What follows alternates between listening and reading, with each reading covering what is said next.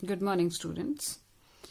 आज हम करेंगे डिस्कवरी ऑफ प्रोटॉन, जिसका क्रेडिट जाता है गोल्डस्टीन को। गोल्डस्टीन ने लगभग वैसा ही एक सेटअप लिया जैसा इलेक्ट्रॉन की डिस्कवरी के वक्त लिया गया था। उसमें क्या था, ये ग्लास ट्यूब है एक, और इसमें ये कैथोड है। कैथोड परफोरेटेड लिया गया, it is perforated, and this is anode. Anode means ये एक्सटर्नल इलेक्ट्रिसिटी से ये वाला नेगेटिव टर्मिनल के साथ कनेक्टेड है, ये वाला पॉइंट, और एनोड वाला जो है वो पॉजिटिव टर्मिनल के साथ कनेक्टेड है।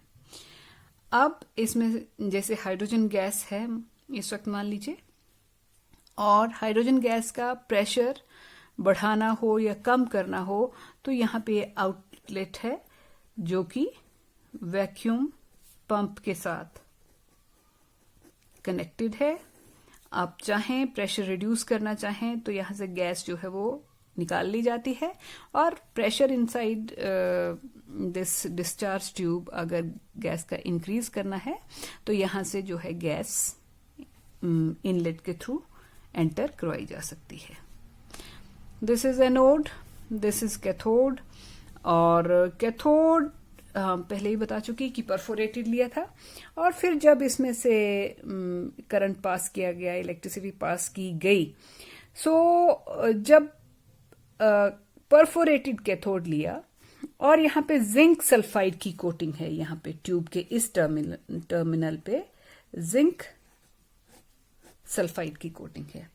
जब हम परफोरेटेड कैथोड लेते हैं तो हमें यहां पे जिंक सल्फाइड में एक shine due to bombardment by some particles on zinc sulphide coating, यहां पे हमें फ्लोरेसेंस एक शाइन के रूप में दिखाई देती है।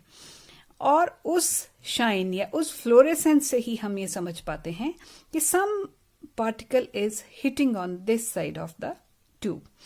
और वो पार्टिकल्स क्योंकि अल्टीमेटली यही था कि इस तरफ से इस तरफ को ट्रेवल कर रहे थे, तो इसलिए उनका नाम जो था वो एनोड रे दिया गया था। However they were not originated from anode. वो कैसे ओरिजिनेट हुए वो हम डिस्कस करेंगे अभी शॉर्टली, बट इन रेज का नाम जो था वो एनोड रे दिया गया। और उनको डिटेक्ट भी हम तब कर पाए जब कैथोड जो था वो परफोरेटेड लिया, छेद वाला लिया, फिर वो इधर से ट्रेवल करके उन होल से ट्रेवल करके तब यहाँ पे स्ट्राइक की।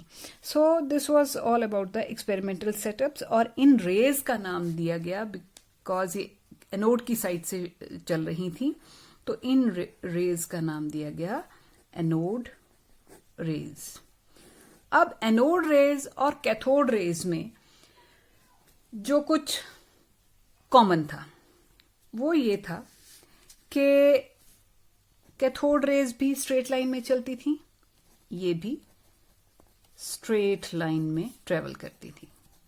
Anode rays also use to move in straight line. Okay, वो भी मटेरियल, कैथोड रेज भी मटेरियल पार्टिकल्स की थी, एनोड रेज भी मटेरियल पार्टिकल्स से बनी थी। और डिफरेंट चीज जो थी कैथोड रेज और एनोड रेज में, कैथोड रेज को जैसे एनोड रे एक ये जा रही है, इस तरह से जा रही हैं, और जब हमने इलेक्ट्रिकल फील्ड लगाई, और ये पॉजिटिव इलेक्ट्रिक फील्ड और ये रही नेगेटिव इलेक्ट्रिक फील्ड, तो कैथोड रेज तो पॉजिटिव फील्ड की तरफ मुड़ गई थी, लेकिन जो एनोड रेज हैं they got deflected towards negative electric field. इसका मतलब यह है कि जो चीज नेगेटिव इलेक्ट्रिक फील्ड, इस तरफ मुड़ने का मतलब ये है कि आप जो है वो इस फील्ड से, नेगेटिव फील्ड से अट्रैक्ट हुए हैं, तब आपने अपना ट्रैक जो है वो चेंज कर लिया है, इस तरफ को आप डिफ्लेक्ट हो गए हैं। तो नेगेटिव चीज की तरफ जो कोई पार्टिकल नेगेटिव फील्ड की तरफ, नेगेटिव इलेक्ट्रिक फील्ड की तरफ मुड़ेगा, इसका मतलब उस पे खुद पे कैसा चार्ज है, पॉजिटिव चार्ज है। तो एनोड रेज पे कैसा चार्ज है, एनोड रेज, यहां से पता लगता है आर पॉजिटिवली चार्ज्ड। और कैथोड रेज के केस में वो किधर को मुड़ गई थी, पॉजिटिव इलेक्ट्रिक फील्ड की तरफ डिफ्लेक्ट हुई थी, विच यूज टू या which indicated us that they are या दे वर नेगेटिवली चार्ज, और एनोड रेज जो है वो पॉजिटिवली चार्ज्ड हैं। अगली डिफरेंट बात ये थी विच वॉज क्वाइट इंपॉर्टेंट, और वो ये निकली कि जब E/m रेशियो ऑफ इलेक्ट्रॉन्स, जो कि फिक्स्ड हुआ करती थी, जिसकी एक फिक्स्ड वैल्यू थी, इलेक्ट्रॉन के केस में इसकी वैल्यू 1.76 इंटू 10⁸ कूलॉम पर ग्राम फॉर कैथोड रे, या जिसको हम फाइनली इलेक्ट्रॉन डिस्कवर किया था हमने, जिससे इलेक्ट्रॉन के केस में तो E/m रेशियो फिक्स्ड आई थी, चाहे हमने कोई भी गैस ली, E/m रेशियो यही आई। बट फॉर एनोड रेज, मैं फिलहाल एनोड रेज को AR लिख रही हूं, anode rays the E/m ratio was different for different gases. That implies it depends upon the nature of gas. But किसके केस में, anode rays के केस में। कैथोड रेज के केस में ऐसा नहीं था, तब जो मर्जी गैस हमने कंसिडर की, E/m रेशियो यही आती थी। ये एक स्ट्राइकिंग डिफरेंस था कैथोड रे और एनोड रे में। इससे पहले चार्ज का डिफरेंस था, वो तो था ही। उसके बाद the charge on anode rays also depends upon the nature of gas taken in discharge tube. अगर आप कोई अलग अलग गैसेस जैसे आपने डिस्चार्ज ट्यूब में ली, तो उसके जब एनोड रेज उससे जनरेट हुई, उनका चार्ज फाइंड आउट किया, तो चार्जेस भी डिफरेंट आए। हाँ, लेकिन the charge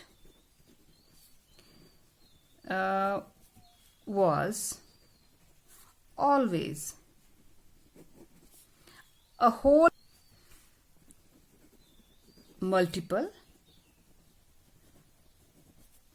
number multiple of the charge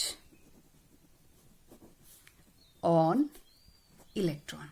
electron पे जो चार्ज था, या तो उतना, या उससे डबल, या उससे ट्रिपल, या 4 टाइम्स, इस तरह के चार्जेस जो थे वो एनोड रे पार्टिकल्स पे डिस्कवर किए गए। इनका होल नंबर ही depending upon the nature of gas we have taken in the discharge tube. Okay, अब इसके बाद मास की बात आई। जब चार्ज और E/m की बात हो गई, तो वहां से फिर मास तक पहुंचे। तो मास ऑफ द एनोड रे particles,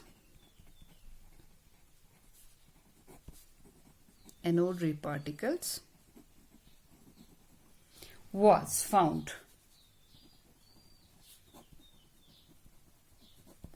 different for different gases.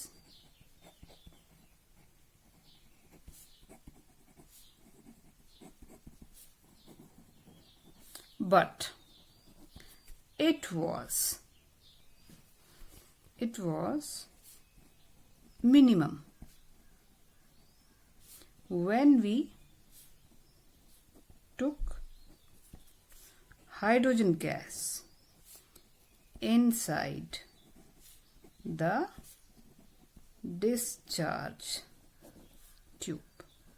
मतलब जब हमने डिस्चार्ज ट्यूब में हाइड्रोजन गैस ली तब जो अल्फा रे पार्टिकल हैं उनका मास जो था वो मिनिमम पाया गया। मोस्ट प्रोबेबली ये इसलिए हुआ कि हाइड्रोजन जो है वो लाइटेस्ट पार्टिकल है, तो फिर उससे जो पॉजिटिवली चार्ज पार्टिकल प्रोड्यूस हुआ वो भी लाइटेस्ट था। नाउ जब हाइड्रोजन का एग्जांपल लेते हुए, हाइड्रोजन का ही केस लेते हुए, जब इसका ई चार्ज जो था, charge on these particles especially in case of hydrogen, it was found out 1.6 into 10 to the power minus 19 coulomb, same magnitude but positive। Cathode ray के केस में भी जो पार्टिकल निकला था इलेक्ट्रॉन, उसके ऊपर ये इतनी ही मैग्नीट्यूड का चार्ज था लेकिन वो नेगेटिव था, और ये क्या है, पॉजिटिव चार्ज है। और E/m रेशो जब फाइंड आउट की गई तो हाइड्रोजन के केस में it came out to be 9.58 into 10 raised to power 4 coulomb पर ग्राम। अब यहां से हमने m निकालना है, तो m कैसे निकलेगा, जब हम E को E/m से डिवाइड कर देंगे, यानी कि 1.6 into 10 raised to power minus 19 Coulomb divided by 9.58 into 10 raised to power 4 coulomb पर ग्राम। कूलॉम से कैंसिल हो जाएगा और आंसर जो होगा वो ग्राम में आएगा। 1.67 into 10 raised to power minus 24 ग्राम। ये इसका मास आ गया और ये इसका रहा चार्ज।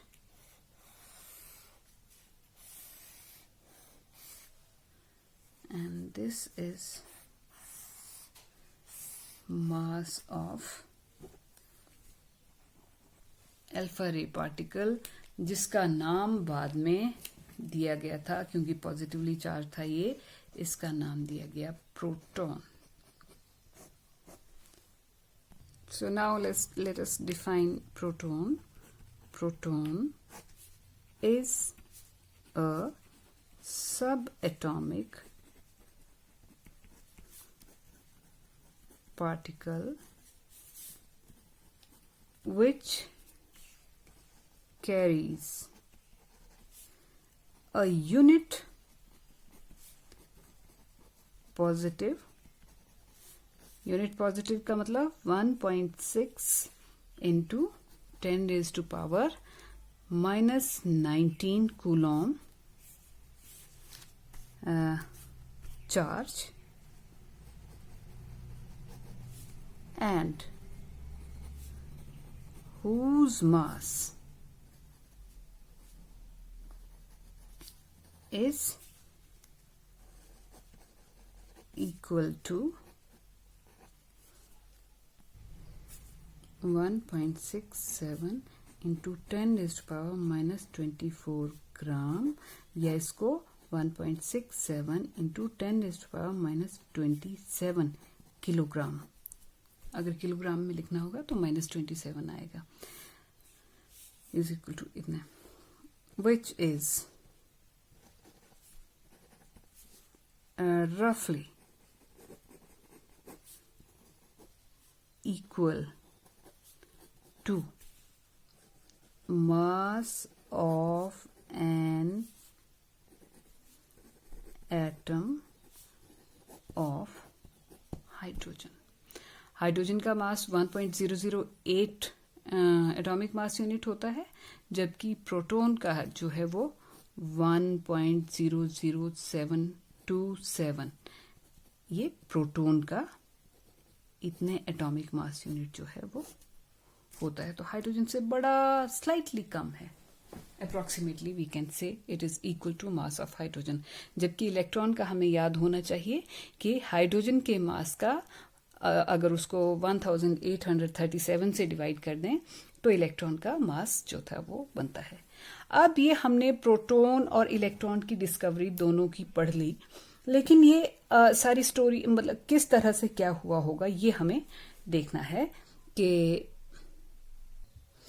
जब आप किसी गैस को बहुत लो प्रेशर पे आपने डिस्चार्ज ट्यूब में किसी गैस को लिया है, लेट अस से ये उसका एक एटम है, और फिर इस एटम के ऊपर जब आप इलेक्ट्रिसिटी से कनेक्ट करते हैं, मतलब गैस में से इलेक्ट्रिसिटी पास करने की कोशिश करते हैं, तो क्या होता है, इस तरफ से जिसको आप कैथोड रे के नाम से जानते थे,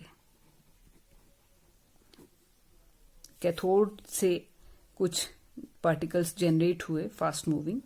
उन्होंने क्या किया, यहां से एटम के यहां से पहले तो ये खुद ही जो थे वो कैथोड रे में फास्ट मूविंग इलेक्ट्रॉन्स थे, लेकिन उन्होंने यहां से ये जो एटम था इससे इलेक्ट्रॉन्स नॉकआउट कर दिए, बाहर के इलेक्ट्रॉन जैसे छुड़ा दिए। फास्ट मूविंग कोई चीज है, उसने इसको बाहर से छलनी करते हुए वो निकला, और क्या साथ में ले गया, इलेक्ट्रॉन्स। ये इलेक्ट्रॉन्स भी अल्टीमेटली क्या कहलाती हैं, कैथोड रेज। लेकिन जब आपने एक एटम से इलेक्ट्रॉन निकाल लिया, यानी कि आपने उसका क्या कम कर दिया, नेगेटिव चार्ज। अदरवाइज एटम में क्या बैलेंस था कि जो नेगेटिव चार्ज था that was equal to positive charge, तभी एटम न्यूट्रल हुआ करता है। अब आपने मान लीजिए एक नेगेटिव चार्ज यहां से निकाल दिया, तो ये जो पीछे पार्टिकल बच गया ये अब न्यूट्रल नहीं बचेगा। अब इसके ऊपर क्या आ जाएगा, कम से कम अगर आपने एक इलेक्ट्रॉन इससे नॉकआउट किया है तो इसके ऊपर कितना चार्ज आने वाला है, एक पॉजिटिव। अगर दो इलेक्ट्रॉन्स नॉकआउट हुए हैं तो दो positive, depending upon the situation की क्या हुआ है। अब ये जो रिमेनिंग पार्टिकल, कैथोड रे तो इधर को चली गई, कैथोड रे आई उसने और कैथोड रे जनरेट की, यानी कि और इलेक्ट्रॉन्स जनरेट किए, वो तो इस तरफ को भाग गए। अब ये जो, क्योंकि कैथोड रे को जो था यहां पे क्या दिख रहा है, ऑपोजिट फील्ड दिख रही है इस तरफ, कैथोड रे इस तरफ हमने एनोड लगा रखा है, और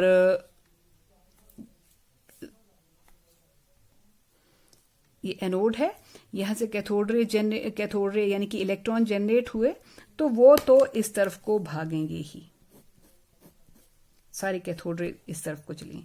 ये जो एटम का पीछे पार्ट बचा ये अब न्यूट्रल नहीं है, ये नेगेटिव है, और ये फिर क्या बन जाएगा, इससे बनेगा एनोड रे।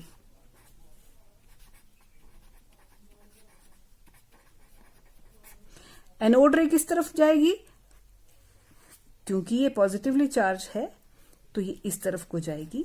इस तरफ कौन है, कैथोड, ये कैथोड की तरफ अट्रैक्ट हो जाएगी, और जितने भी इस तरह के पॉजिटिव पार्टिकल्स बनेंगे वो सारे इस तरफ को जाएंगे। अब मान लीजिए जैसे हाइड्रोजन है, तो हाइड्रोजन में एक इलेक्ट्रॉन था और एक प्रोटॉन था। इलेक्ट्रॉन इधर चला गया कैथोड रे बनके, तो इस पार्टिकल पे कितना चार्ज रहा, 1 पॉजिटिव चार्ज रहा, और उसका भार लगभग हाइड्रोजन के बराबर था, क्योंकि इलेक्ट्रॉन का भार तो लगभग ना के बराबर होता है, लेकिन प्रोटॉन का भार हाइड्रोजन के बराबर होता है।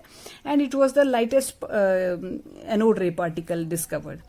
लेकिन अगर आपने हाइड्रोजन के बजाय मान लीजिए कोई और हैवी पार्टिकल ले लिया है, जैसे हीलियम ही ले लिया है, तो हीलियम का मास जो है वो ज्यादा होगा। बेशक उस पर 1 पॉजिटिव चार्ज आ रहा है, लेकिन मास ज्यादा होने के कारण उसका जो एनोड रे पार्टिकल है वो हैवी आएगा। जैसी, लेकिन हाइड्रोजन के केस में इसमें सिर्फ एक प्रोटॉन था, तो वो सब उसका जो एनोड रे पार्टिकल बनेगा वो सबसे हल्का, सबसे लाइट बना होगा। और अगर जैसे हीलियम के केस में यहाँ पे 2 प्रोटॉन रहते हैं, तो फिर 2 प्रोटॉन का मतलब इसका मास जो है वो हाइड्रोजन के अल्फा रे पार्टिकल से तो ऑटोमेटिकली हैवी रहेगा।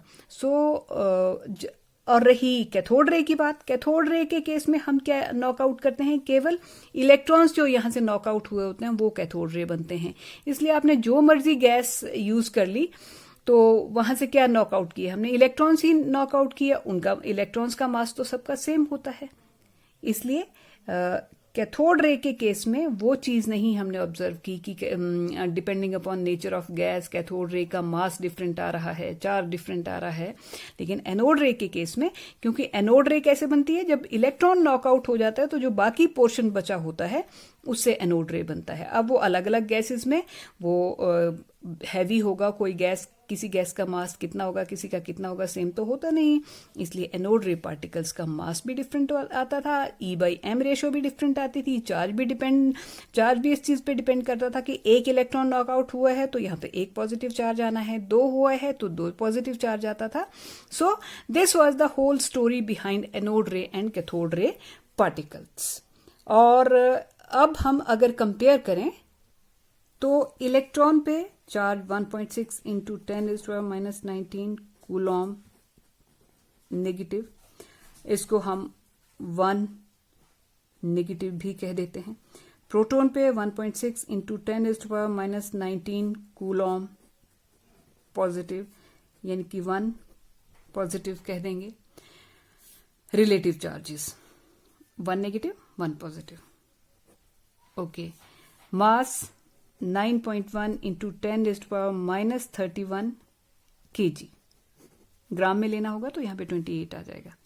और प्रोटॉन का 1.67, यहाँ पे 9.11 था, 1.67 into 10⁻27 kg, and which is in atomic mass units, it is almost equal to 0.0054 atomic mass unit. और प्रोटॉन का 1.00727 इतने एटॉमिक मास यूनिट।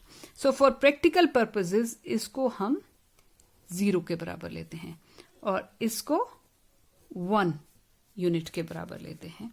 सो ये इलेक्ट्रॉन और प्रोटॉन का कंपैरिजन है जो हमें याद रखना चाहिए कि इनके चार्जेस तो बराबर हैं, लेकिन मास में electron is negligible in comparison to proton whose mass is also for practical purposes is 1 unit mass. So अभी यहीं तक करते हैं। नेक्स्ट डिस्कशन में हम डिस्कवरी ऑफ न्यूट्रॉन और उसके आगे स्ट्रक्चर ऑफ एटम स्टडी करेंगे। Thank you.